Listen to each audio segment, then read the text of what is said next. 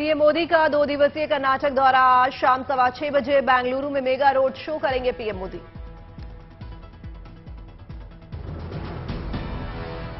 कर्नाटक दौरे के पहले दिन पीएम मोदी आज हुमनाबाद, विजयपुरा, कुदाची और नॉर्थ बेंगलुरु में रैलियों को करेंगे संबोधित। सुबह 11 बजे हुमनाबाद, दोपहर 1 बजे विजयपुरा में पीएम मोदी की जनसभा, पौने 3 बजे कुदाची बैठक करेंगे पीएम मोदी। अपने दौरे के दूसरे दिन रविवार को पीएम मोदी कोलार, चन्नापटना और बेलूर में रैलियों को करेंगे संबोधित।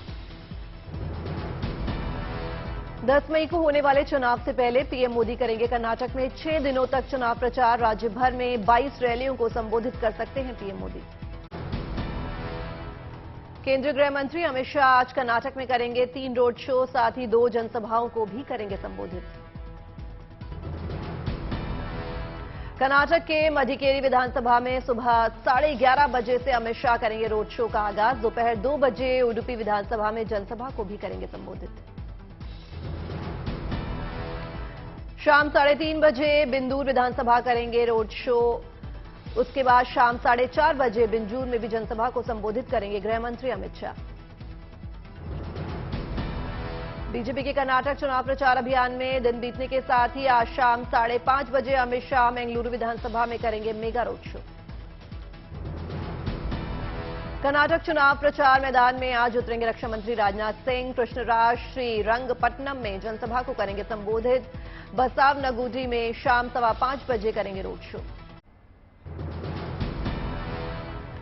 दिल्ली के जंतर मंतर में धरने पर डटे पहलवानों की पहली जीत। बृजभूषण शरण सिंह के खिलाफ 2 एफआईआर दर्ज। नाबालिग से आरोपों को लेकर पॉस्को एक्ट के तहत एफआईआर दर्ज। पुलिस की 2 टीमें आरोपों की करेंगी जांच। बजरंग पूनिया ने बृजभूषण शरण सिंह को जेल भेजने की उठाई मांग। बोले पद का कर सकते हैं दुरुपयोग। बृजभूषण शरण सिंह ने पूरे मामले में दिया जवाब। कहा, मुझे न्यायपालिका पर पूरा भरोसा। जांच में दूध का दूध और पानी का पानी हो जाएगा। बृजभूषण शरण सिंह ने कहा, बार बार मांग बदल रहे हैं पहलवान। मेरे इस्तीफे से संतुष्ट तो इस्तीफा देने को तैयार। बृजभूषण शरण सिंह ने कहा कि खिलाड़ियों ने नहीं किया कमेटी की रिपोर्ट का इंतजार, सीधे पहुंचे सुप्रीम कोर्ट।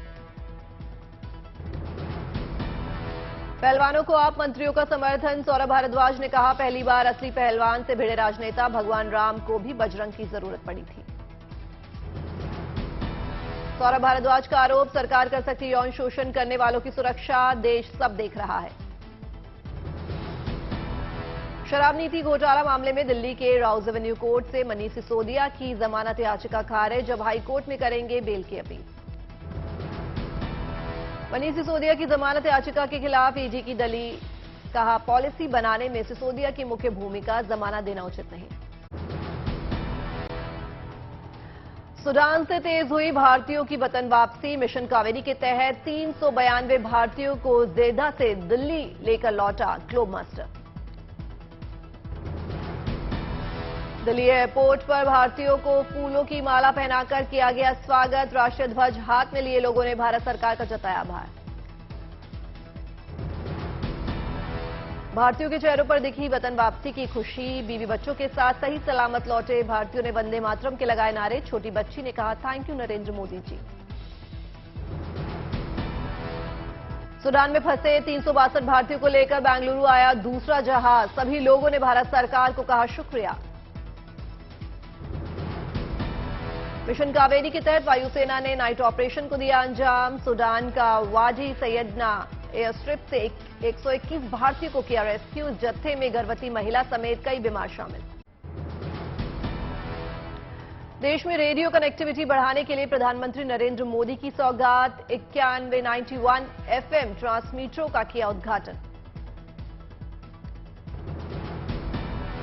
उद्घाटन कार्यक्रम में शामिल हुए केंद्रीय मंत्री अनुराग ठाकुर। वीडियो कॉन्फ्रेंसिंग के जरिए जुड़े पीएम मोदी। पीएम ने लोगों को किया संबोधित। कहा, डिजिटल इंडिया ने नई सोच पैदा की। डिजिटल इंडिया ने रेडियो को नए लिसनर्स भी दिए हैं और नई सोच भी दी है। सीएम ने कहा, देश के युवा डिजिटल तकनीक का लाभ उठा रहे हैं।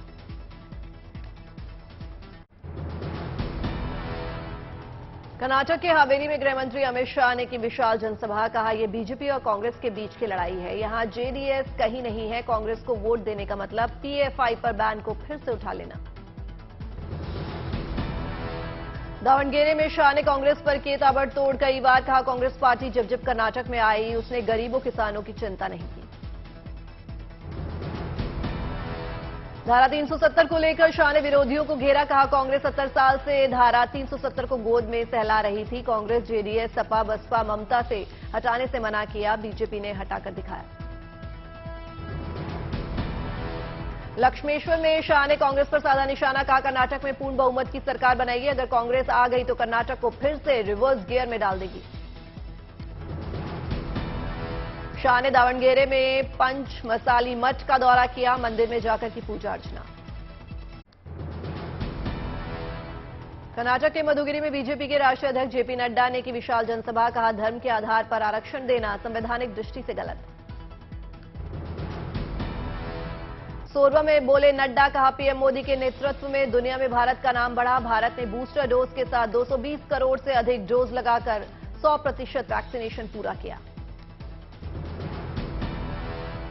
शिवमोगा में नड्डा ने सिद्धारमैया की सरकार पर साधा निशाना। कहा, सिद्धारमैया की सरकार में हर साल एक नया स्कैम हुआ। इसके नेता या तो जेल में होते हैं या बेल पर होते हैं।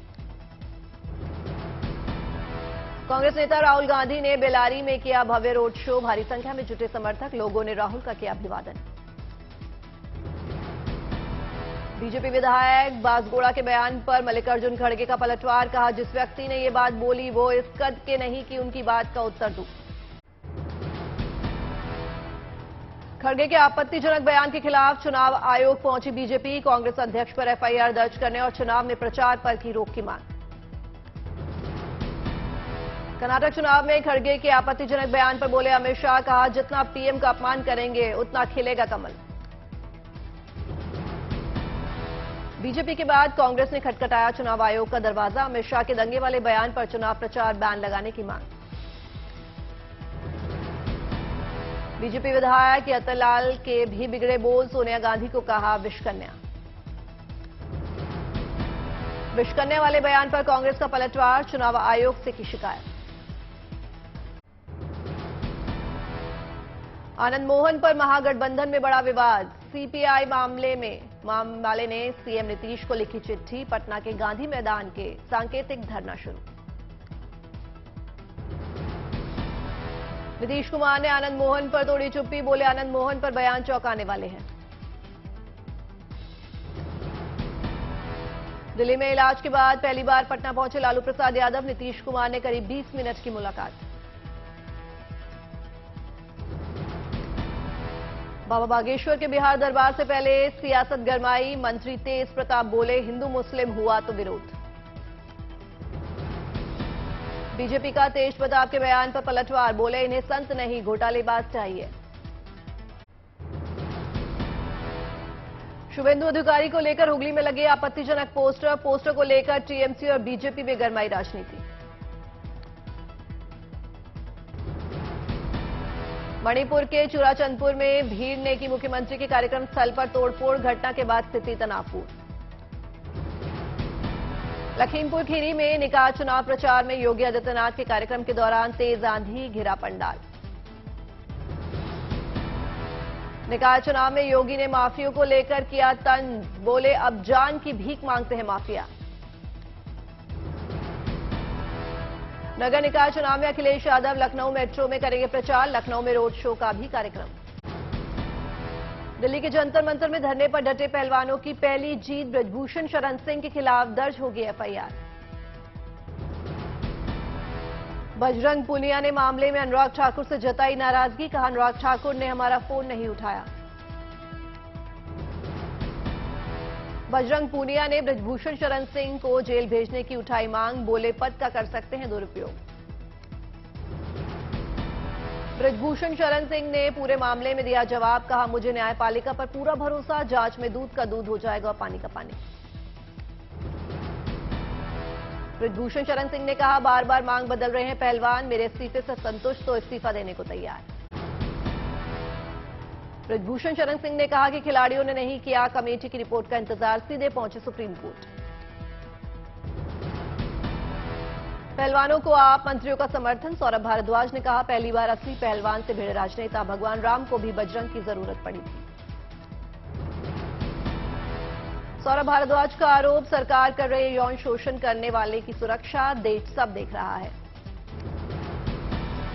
शराब नीति घोटाला मामले में दिल्ली के राउज एवेन्यू कोर्ट से मनीष सिसोदिया की जमानत याचिका खारिज, अब हाईकोर्ट में करेंगे बेल की अपील। मनीष सिसोदिया की जमानत याचिका के खिलाफ ईडी की दलील, कहा, पॉलिसी बनाने में सिसोदिया की मुख्य भूमिका, जमानत देना उचित नहीं।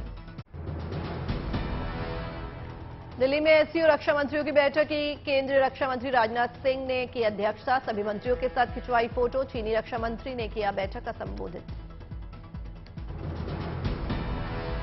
केंद्रीय रक्षा मंत्री राजनाथ सिंह ने एससीओ महासचिव के साथ की द्विपक्षीय बैठक, राजनाथ सिंह ने भेंट किया स्मृति चिन्ह।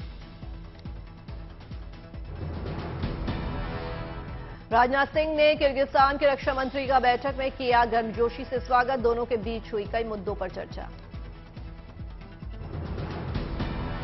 एससीओ बैठक में केंद्रीय रक्षा मंत्री राजनाथ सिंह ने रूसी रक्षा मंत्री से की मुलाकात, बैठक में राजनाथ सिंह ने किया संबोधित। एससीओ बैठक में उज्बेकिस्तान के रक्षा मंत्री हुए शामिल, केंद्रीय मंत्री राजनाथ सिंह से कई मुद्दों पर की चर्चा। मोतिहारी की मोती झील में ड्रैगन बोट रेस का हुआ आयोजन, 19 राज्यों की टीमों ने लिया रेस में भाग। दिल्ली की वासी खेतान ने 13 साल की उम्र में घुड़सवारी में जीते 59 मेडल, देश के लिए ओलंपिक में लाना चाहती हैं गोल्ड मेडल।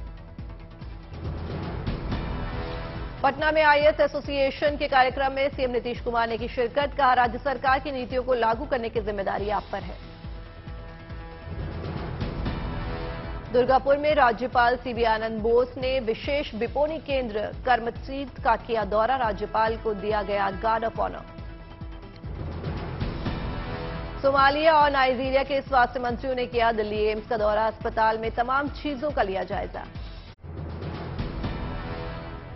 बद्रीनाथ धाम में आईटीबीपी जवानों ने चलाया सफाई अभियान, पहाड़ियों पर चारधाम यात्रियों के फेंके गए कूड़े को जवानों ने किया साफ। गंगोत्री धाम में अब तक दर्शन के लिए पहुंच चुके हैं 44,000 श्रद्धालु, 46,000 श्रद्धालु अब तक यमुनोत्री धाम में कर चुके हैं दर्शन। केदारनाथ में पिछले 4 दिनों में लगभग 50,000 लोग कर चुके हैं बाबा के दर्शन, एक श्रद्धालु ने चढ़ाया सोने का छत्र। चारधाम यात्रा करने वाले श्रद्धालुओं के लिए पुलिस ने कसी कमर, भक्तों को मंदिर तक पहुंचाने में कर रही है मदद। चारधाम यात्रा को लेकर उत्तराखंड सरकार की शानदार पहल, यात्रा के लिए 11 भाषाओं में जारी की हेल्थ एडवाइजरी। टोंक सांसद सुखबीर सिंह जौनापुरिया ने 7 साल पहले शुरू करवाई थी निःशुल्क सांसद रसोई, पीएम मोदी ने ट्वीट कर की रसोई की सराहना। दौसा में मंत्री मुरारी लाल मीणा ने निःशुल्क स्कूटी योजना के तहत किया 73 स्कूटी का वितरण, सभी लाभार्थियों के खिले चेहरे। पुडुचेरी में महिला कर्मचारियों को मिला तोहफा, अब शुक्रवार को 2 घंटे कम काम करने की मिली अनुमति। अमृतसर में बुजुर्ग व्यक्ति युवाओं की साइकिल से घूमकर दे रहे हैं नशा मुक्ति का संदेश, अब तक 1 लाख किलोमीटर से ज्यादा कर चुके हैं सफर। पठानकोट में पुलिस ने चलाया सर्च अभियान, भीड़भाड़ वाली जगहों पर बढ़ाई मुस्तैदी।